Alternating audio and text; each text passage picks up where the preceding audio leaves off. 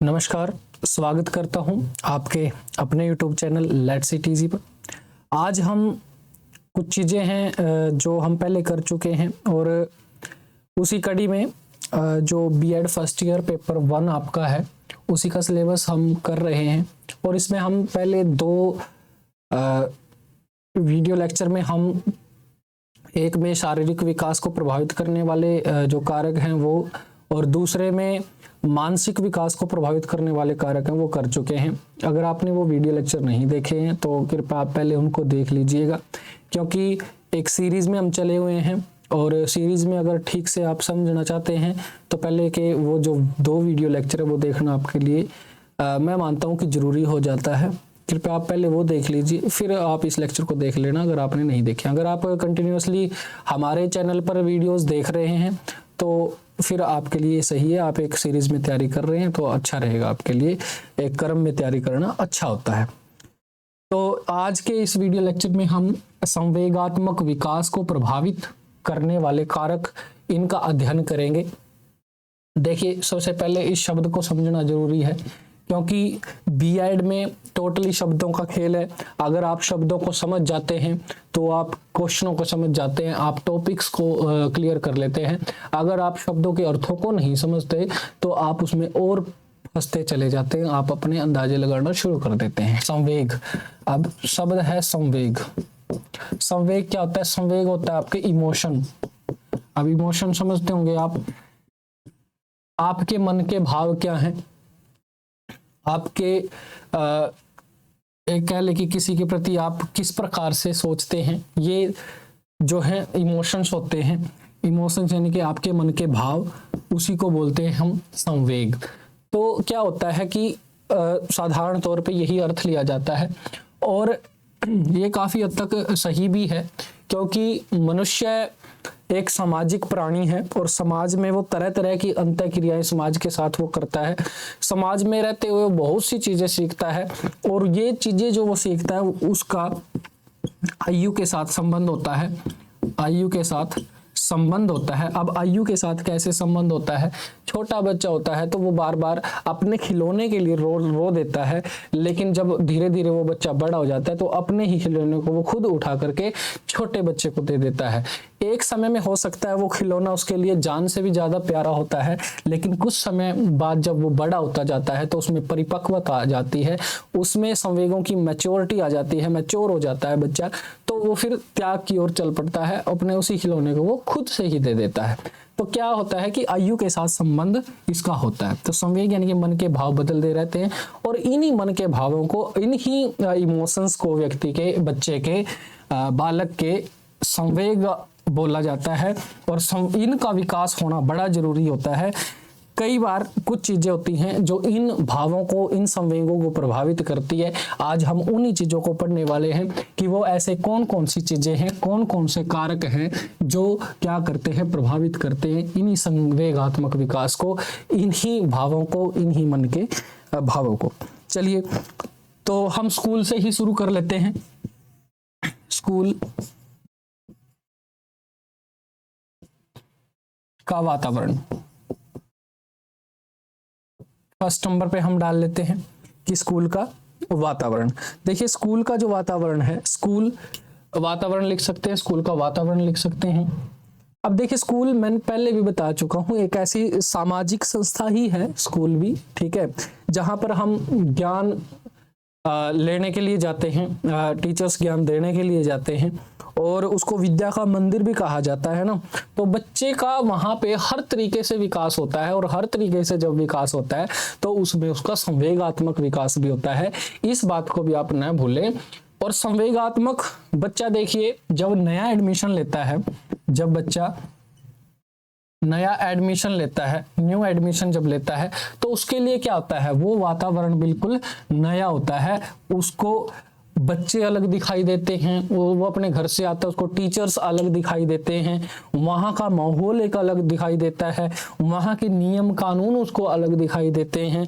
तो उनमें ढलने के लिए उसको समय चाहिए होता है और कई बार कुछ चीजें ऐसी घटित हो जाती हैं जो उसके वहाँ जो उसके भाव हैं मन के, उनको चेंज कर देती हैं। कुछ ऐसी घटनाएं घटित हो जाती हैं और जब नए नए माहौल में आता है तो वो उससे बिल्कुल भी परिचित नहीं होता, किसी को भी वो इतना नहीं जानता, ठीक है ना।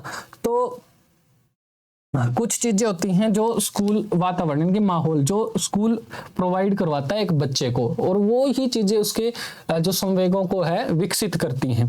जैसे हर बार क्या हो रहा है, मान लो कोई अगर 20 नंबर का कोई टेस्ट हुआ और किसी ने 18 उसमें से ले लिए, तो उसको तो हम अप्रिशिएट कर रहे हैं, है ना, बार बार उसी को अप्रिशिएट कर रहे हैं, लेकिन जो उसमें 20 में से 4 नंबर लेके आया है ना, तो 4 नंबर लेने वाले को हम बार बार ये कह रहे हैं कि तेरे बस का नहीं है तो क्या करेगा, ये है वो है, उसको जो है डीमोटिवेट करने का काम टीचर्स कर देते हैं कई बार, ठीक है। तो ऐसा नहीं करना चाहिए। ये कहता है कि वहीं से तो संवेग बनाने हैं उसको हमें क्या कहना चाहिए, उसके साथ कैसा ट्रीट करना चाहिए। कोई बात नहीं बेटा, आपके 4 आए हैं, आप थोड़ी सी और मेहनत कीजिए, हम आपके साथ हैं, आप इस प्रकार से नहीं, आप इस प्रकार से कीजिए तो आपके और आप अच्छा कर सकते हो, आप में ये गुण भी है, यानी कि उसको मोटिवेट करने का काम, ठीक है ना। और वो देखो, हो सकता है हमारी विधि गलत हो, बच्चा गलत ना हो सकता है उस बच्चे का दिमाग उस विधि से काम नहीं कर रहा है, तो हमें चेंज होना पड़ेगा ना,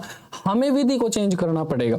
तो ये क्या बात हुई कि हमें उस स्कूल में जो वातावरण देना है वो बच्चे के लिए बिल्कुल नया होता है, और जब वातावरण नया होता है तो हमें इस बात का ध्यान रखना है कि हम किस विधि का प्रयोग कर रहे हैं, किस टीचिंग मेथड का प्रयोग कर रहे हैं, हम क्या उसके साथ को एक्टिविटी और जोड़ रहे हैं अपनी शिक्षण में, अपने शिक्षण के तरीके में, शिक्षण विधि क्या प्रयोग करें और उसके साथ क्या चीजें और एक्टिविटी के रूप में जोड़ रहे हैं। तो वो डिपेंड करेगी, उसके ऊपर डिपेंड करेगा कि उसका जो संवेगात्मक विकास है उसका, देखो शिक्षक का जो व्यवहार है, शिक्षक का व्यवहार उसके संवेगों को बदलेगा। हो सकता है उसकी धारणा कुछ और ही बन जाए टीचर के बारे में, ठीक है ना। तो ये चीजें होती हैं जब बच्चा स्कूल में एंटर करता है, तो स्कूल से भी क्या होता है, स्कूल के वातावरण से भी उसके जो मन के भाव हैं वो चेंज हो जाते हैं, वो बदल जाते हैं, उनका विकास धीरे धीरे होता रहता है। अप्रिशिएट हम उसको करेंगे तो जाहिर तौर से क्या होगा, संवेगात्मक विकास उसका अच्छा होगा। अगर ये चीजें नहीं मिलेंगी, शिक्षण विधि अच्छी नहीं मिलेगी, मैं बार बार कहता हूँ कुछ चीजें होती हैं जो हर एक बच्चे पर लागू नहीं हो सकती, हर बच्चे को सिखाने के लिए एक अलग विधि बनाई गई है, आप उस विधि का प्रयोग करके बच्चों को सिखा सकते हैं, और ऐसा होगा तभी भारत के बच्चे अच्छी शिक्षा ले पाएंगे। तो ये बात यहाँ पे क्लियर हो चुकी होगी कि स्कूल का जो वातावरण है उससे भी क्या होता है, संवेगात्मक विकास प्रभावित होता है, जो भाव हैं, इमोशंस हैं, वो भी जो है प्रभावित होते हैं। तो उसके बाद जब बच्चा स्कूल या तो बच्चा स्कूल में रहेगा या परिवार में रहेगा या समुदाय में रहेगा, तो परिवार, और परिवार है तो आसपास का पड़ोस भी होगा, परिवार व पड़ोस, तो ये चीज भी प्रभावित करेगी उसको। देखिए वातावरण ही है मेन, तो परिवार का अपना वातावरण होता है, स्कूल का अपना होता है, पड़ोस का अपना होता है, तो वातावरण लिख सकते हैं, समझाने के लिए बता रहा हूँ, लिखेंगे नहीं लिखेंगे वो अलग बात है, लेकिन परिवार व पड़ोस का जो वातावरण होता है, आसपास का जो माहौल होता है, वो भी प्रभावित करता है किसको, आपके संवेगात्मक विकास को प्रभावित करता है, संवेगात्मक विकास को प्रभावित करता है। तो देखने में क्या आता है, अब देखिए बच्चा क्या है, अब बच्चे को कितना भी समझा लीजिए वो करेगा वही जो उसको अच्छा लगेगा, ठीक है ना। बच्चे को आप जितना मर्जी समझा लीजिए, लेकिन जब उसके इमोशंस की बात आती है, कई बार क्या होता है इमोशंस, बच्चा ना जब बात इमोशनल्स मतलब उसके इमोशंस की आए तो बच्चा अनुकरण की विधि अपनाता है। अनुकरण की विधि क्या है कि वो देख के सीखता है। बच्चा जितना समझाने से नहीं सीखेगा उतना वो देख करके, अनुकरण करके, अनुसरण करके वो सीख लेगा। यदि आपके घर में, आपके पड़ोस में एक अच्छा वातावरण है, सारी चीजें अच्छी हैं, आसपास में बोलने वाले लोग अच्छे हैं, आपके आस पड़ोस में गाली गलौज नहीं होती, ठीक है, और ये सारी चीजें हैं, मतलब परिवार के जो लोग हैं वो भी सकारात्मक दृष्टिकोण के हैं, अच्छी सोच रखते हैं, उनका ज्ञान स्तर भी ठीक है। आपके पड़ोस में जो लोग रह रहे हैं वो भी शांति प्रिय लोग हैं, अच्छी सोच वाले हैं, सकारात्मक हैं, तो इसका प्रभाव सकारात्मक पड़ेगा बच्चे के इमोशंस के ऊपर, क्योंकि उसको लगेगा कि सभी लविंग पीपल हैं यहाँ पर, है ना, सभी प्यार करने वाले लोग हैं, तो वो भी प्यार करने वाला लोग बनेगा। यदि वो कहीं ऐसे व्यक्ति को देखेगा ये ऐसा है, ये ऐसा है, तो कहीं ना कहीं वो देख के कहीं ना कहीं बार जरूर करेगा उस बात को, और देख के बच्चा सीखता है। इसलिए क्या होता है कि परिवार और पड़ोस का वातावरण भी मैटर करता है इस चीज में, प्रभावित करने में एक कारक बनता है। परिवार और पड़ोस का वातावरण संवेगात्मक विकास को प्रभावित करने में एक बड़ा कारण बनता है, कारक बनता है। तो इसलिए हमें क्या करना चाहिए, परिवार में अपना आस पड़ोस, जब तो हम कहते हैं ना पड़ोस अच्छा होना चाहिए, ठीक है। तो पड़ोस अच्छे का यही अर्थ होता है कि आपके जो बच्चे हैं उनके ऊपर गलत प्रभाव ना पड़े आने वाले समय में। तो इस बात के लिए ध्यान रख के ये चीजें आपके माता पिता के द्वारा की जाती है, ठीक है। उसके बाद हम बात करते हैं नंबर 3 पे देखो, स्वास्थ्य और शरीर, शारीरिक विकास है ना, स्वास्थ्य और शारीरिक विकास, स्वास्थ्य और शारीरिक विकास।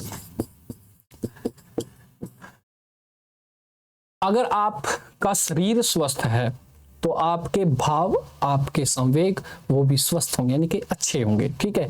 अगर आपका शरीर आपका साथ नहीं दे रहा है तो आपके मन में बड़ी हिचकिचाहट मचेगी, अस्थिरता आएगी, मन चिड़चिड़ा आपका रहेगा, ठीक है ना, क्योंकि शरीर स्वस्थ नहीं है। अगर शरीर स्वस्थ है तो ये सारी चीजें आपकी सही हो जाएंगी। और ये क्यों होता है, देखिए कई बार शरीर में रोग हो जाते हैं, और रोग भी कैसे, 2 प्रकार के, आंतरिक और बाहरी। रोग भी कई बार नहीं होते, हम इसको त्रुटि कह देते, त्रुटि भी मान लेते हैं ना। तो आंतरिक और बाहरी 2 प्रकार की जो त्रुटि होती है, उसके कारण क्या होता है, शरीर स्वस्थ नहीं रहता, आपका स्वास्थ्य खराब हो जाता है, और उसके कारण भी आपके जो संवेग हैं, आपके भाव हैं, आपके इमोशंस हैं, ठीक है ना, वो कई बार बिगड़ जाते हैं। और ये चीज किसके ऊपर डिपेंड करती है, आपके स्वास्थ्य और शारीरिक विकास के ऊपर डिपेंड करती है कि कितना अच्छा स्वास्थ्य है, कितना अच्छा आपका शारीरिक विकास हुआ है, उतना ही अच्छा आपका संवेगात्मक विकास भी होगा। तो ये चीज भी मैटर करेगी संवेगात्मक विकास में, ठीक है। आगे बढ़ते हैं, देखिए बौद्धिक दक्षता, ये एक बढ़िया पॉइंट है, बौद्धिक दक्षता। अब बौद्धिक दक्षता है क्या, देखिए कई प्रकार हम इतने इमोशंस में बह जाते हैं, इमोशनल हो जाते हैं, जो हमें कष्ट देती, ठीक है, कष्ट देती हैं चीजें, और थोड़ी सफलता हमें मिल जाती है तो इमोशन बदल जाते हैं, थोड़े हम असफल हो जाते हैं तो इमोशंस जो हैं वो फिर बदल जाते हैं, यानी कि इमोशन जो है वो बदलती रहती हैं। और कई बार ये जो इमोशंस के कारण हमें कष्ट होता है बहुत, ठीक है, अगर हमें इतनी समझ नहीं है, ठीक है ना,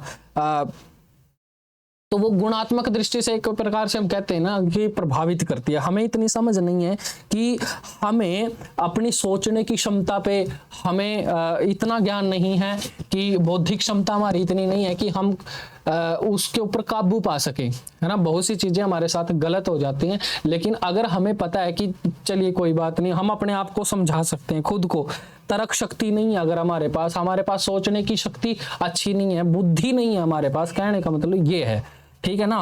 बौद्धिक दक्षता कितनी है कि हम ठीक से सटीक सोच पाते हैं या नहीं सोच पाते हैं, हम किसी चीज का कारण अच्छे से खोज पाते हैं या नहीं खोज पाते हैं। तो इससे क्या होता है, अपने ऊपर थोड़ी सी निराशा फील होती है। अगर बौद्धिक दक्षता हमारे पास अच्छी है, हमारा बौद्धिक स्तर अच्छा है, तो क्या होगा, हमारा संवेगात्मक विकास भी ठीक रहेगा। लेकिन अगर ये चीज अच्छी नहीं है, आपकी सोचने की, समझने की तर्क शक्ति जो है वो मजबूत नहीं है, तब क्या होगा, आपका संवेगात्मक विकास ठीक प्रकार से नहीं होगा। इसलिए बौद्धिक दक्षता का होना बड़ा जरूरी है। इसलिए हम कहते हैं कि बौद्धिक दक्षता जो है वो प्रभावित करती है किसको, संवेगात्मक विकास को प्रभावित करती है। तो इसके बाद मैंने बताया था आपको कि आयु मैटर करती है, जो एज होती है, आयु, ठीक है, आयु, और एक एग्जांपल भी अभी थोड़ी देर पहले मैंने दिया था। तो आयु का इसमें बहुत गहरा संबंध रहता है इसके साथ, क्योंकि देखिए जैसे जैसे उम्र बढ़ती है ऐसे ऐसे हमारे जो संवेग हैं, इमोशंस हैं, हमारे वो भाव हैं, वो चेंज होते रहते हैं। एक समय होता है जब हम अपनी चीज के लिए लड़ने को तैयार हो जाते हैं ना, लेकिन एक समय ऐसा आता है तो हम खुशी खुशी देते हैं, कोई बात नहीं भाई मैंने पढ़ लिया, बुक्स है मान लो, अब जब मुझे पढ़ना है और मुझे बुक्स नहीं मिली तो मैं क्या करूंगा, बड़ा इमोशनल हो जाऊंगा, मुझे बुक नहीं मिली भाई, चाहे कुछ भी करो मुझे तो बुक दिलवाओ। लेकिन जब मैंने वो पढ़ ली और धीरे धीरे अब आगे और मेरी एज बढ़ गई, और पढ़ने के बाद काफी दिनों के बाद मैंने सोचा कोई बात नहीं मैंने तो पढ़ ली है, अब दूसरे बच्चे को दे देते हैं ये पढ़ लेगा, तो वो क्या हो गया, वो भावी तो चेंज हो गए, इमोशन चेंज हो गए हमारे, है ना। तो ये चीजें होती हैं कि आयु के साथ ये बदलती रहती हैं। ये आपके साथ समझ में आ गया होगा, इतनी सी बात है, छोटी सी बात है, इसमें कोई बड़ी बात नहीं। उसके बाद नेक्स्ट पे करते हैं हम इसको, नेक्स्ट स्लाइड पे चलिए। अगर आपने स्क्रीनशॉट लेना है तो वो ले लीजिए, अन्यथा लिख लीजिए, आपने लिख भी लिया होगा क्योंकि शॉर्ट नोट बनाने का भी काम इन वीडियो में किया जा रहा है, ठीक है। चलिए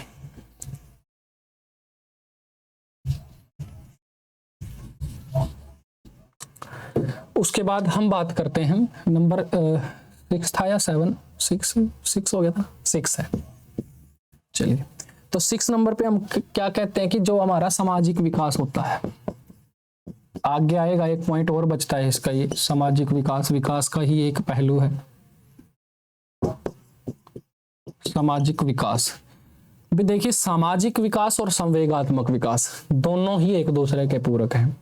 ना तो सामाजिक विकास के बिना संवेगात्मक विकास आ सकता है, और जिसके अंदर संवेगात्मक विकास नहीं है वो सामाजिक विकास अपना कर ही नहीं सकता।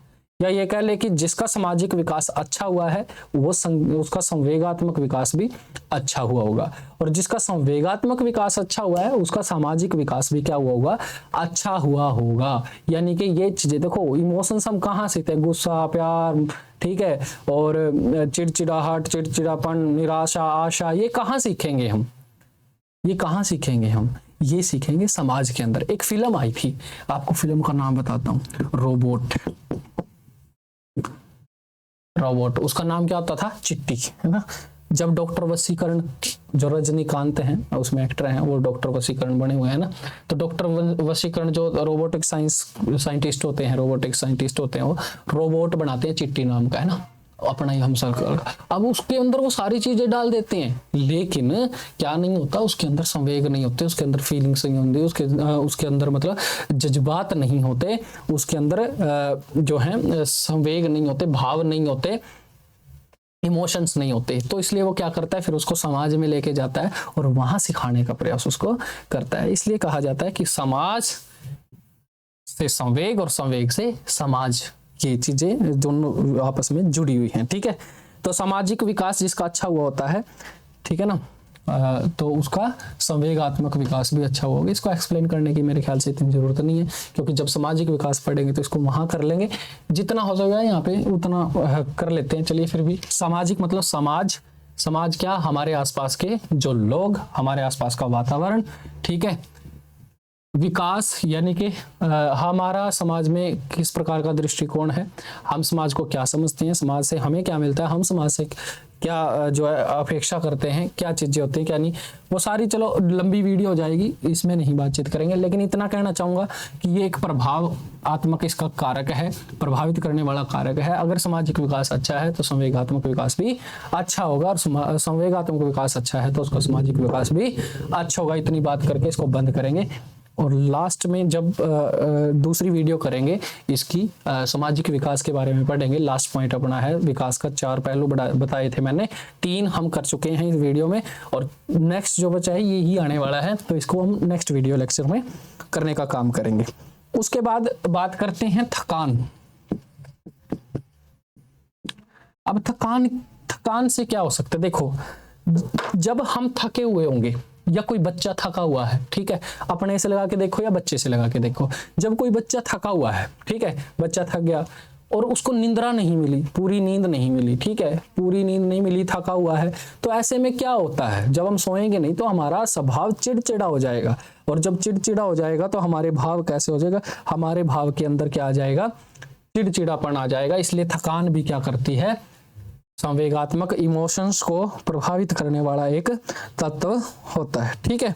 तो ये बात आप कर लेंगे। ठीक है, और भी इसमें बातें कर, जैसे चिड़चिड़ा हो जाता है, क्रोध आने लगता है, जो भी आप इसमें और पढ़ के लिखना चाहोगे तो लिख सकते हैं। क्रोध आने लगता है उसको, आमतौर पे बात है, क्रोध आएगा उसको, चिड़चिड़ा जब हो जाएगा तो क्रोध भी आएगा। ठीक है, तो उसे ये सारी चीज़ें हो जाती हैं, और जो चीज़ें उसके व्यवहार में नहीं होनी चाहिए, फिर चिड़चिड़ा होने की वजह से या फिर ना सोने की वजह से, थकान की वजह से उसके स्वभाव में ये आ जाती हैं, उसके भाव में, उसके इमोशंस में ये चीज़ें आ जाती हैं। तो इन चीज़ों से बचना चाहिए, इसलिए थकान हो जाए तो सो जाना चाहिए और ज़्यादा थकना नहीं चाहिए।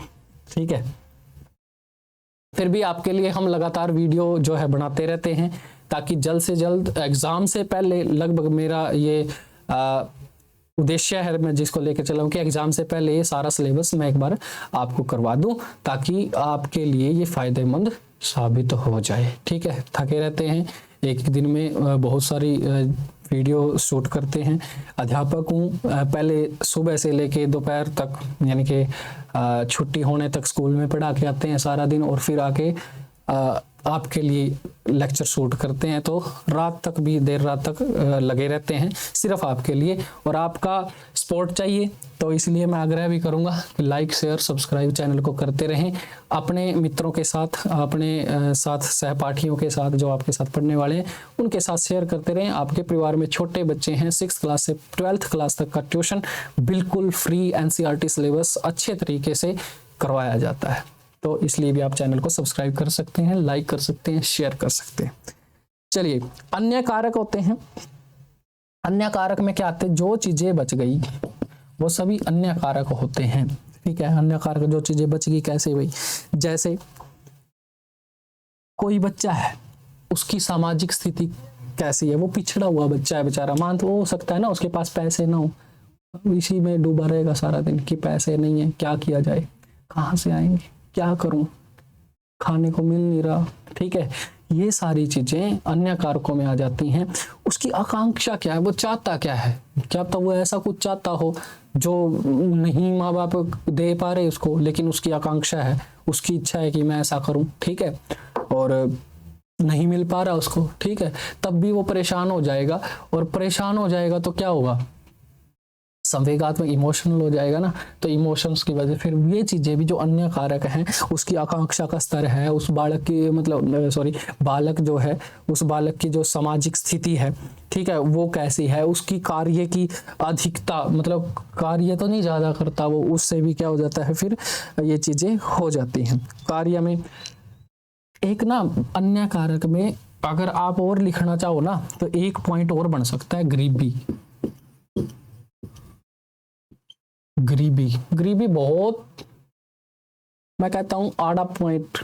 गरीबी को जितना एक्सप्लेन किया जाए उतना कम है। गरीबी एक बहुत दुर्दशा वाली बात है, बच्चे नहीं पढ़ पाते, बीच में छोड़ देते हैं। इतने इतने इंटेलिजेंट बच्चे होते हैं, कहने सुनने से परे, इतने गॉड गिफ्टेड बच्चे होते हैं जिनको सिर्फ गरीबी मार देती है।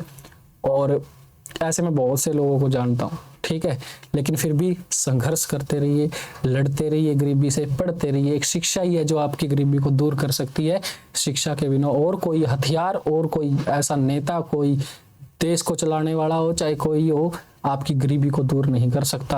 आपकी गरीबी को दूर करेगी तो आपकी शिक्षा दूर करेगी, और ना केवल आपकी गरीबी को दूर करेगी, अगर आप शिक्षित बन गए तो आप और लोगों को शिक्षित करोगे, और आप अपनी ही नहीं, अपने जैसे बहुत सारे लोगों की आप गरीबी दूर कर सकते हैं। तो इसलिए आप अपने लिए भी पढ़िए और समाज के लिए पढ़िए, उन गरीब लोगों के लिए पढ़िए। हो सके तो किसी के काम जरूर आना। अन्य कारकों में गरीबी जरूर लिखना मेरे दोस्तों। तो इसके साथ एक पॉइंट और जो बड़ा जरूरी हो जाता है, अभिभावक, पेरेंट्स। अभिभावक यानी कि पेरेंट्स। पेरेंट्स क्या कर देते हैं, अपने बच्चों पे ना ज्यादा लगाम कस के रखते हैं, और ये गलत है। बच्चा चाहता है कि वो नए नए अनुभव सीखे, बाहर जाए, खेले, कुछ चीजें सीख के आए, लेकिन पेरेंट्स उसके ऊपर कड़ी सुरक्षा रखते हैं, यानी कि हद से ज्यादा। ठीक है, केयरिंग होनी चाहिए, सुरक्षा भी होनी चाहिए, सिक्योरिटी उसको फील करवानी चाहिए बच्चे को, लेकिन इतनी भी नहीं कि वो घर में घुस के आप उसको ये चीजें नहीं, उसका संवेगात्मक विकास घर में उसको दबा के रखेंगे तो नहीं हो पाएगा। इसलिए पेरेंट्स से भी कहना चाहूंगा कि अपने बच्चों को घर में ना रखा करें।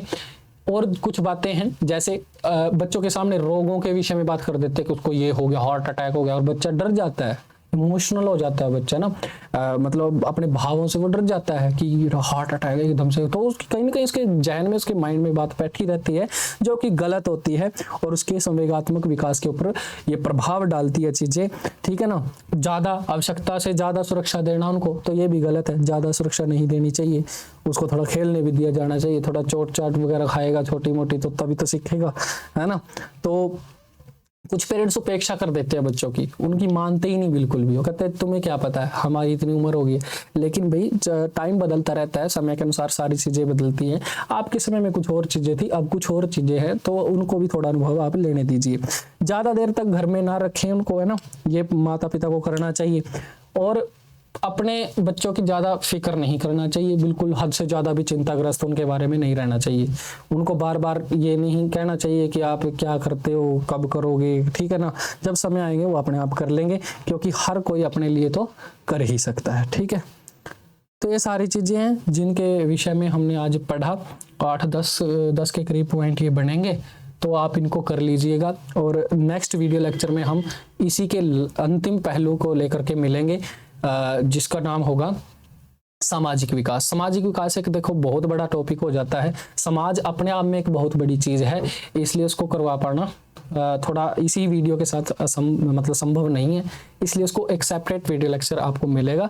और चारों के चार आपको ये अब पॉइंट क्लियर हो गए होंगे, जहां जहां भी ये क्वेश्चन आएगा आप इनको देख के और करके और क्लियर कर देंगे, ये मेरा आपको आश्वासन है। चलिए, तो आज के लिए इतना ही करेंगे, जल्द मिलते हैं अपने नेक्स्ट वीडियो लेक्चर में। तब तक के लिए स्वस्थ रहिए और पढ़ते रहिए, अपनी तैयारी जो है करते रहिए। धन्यवाद।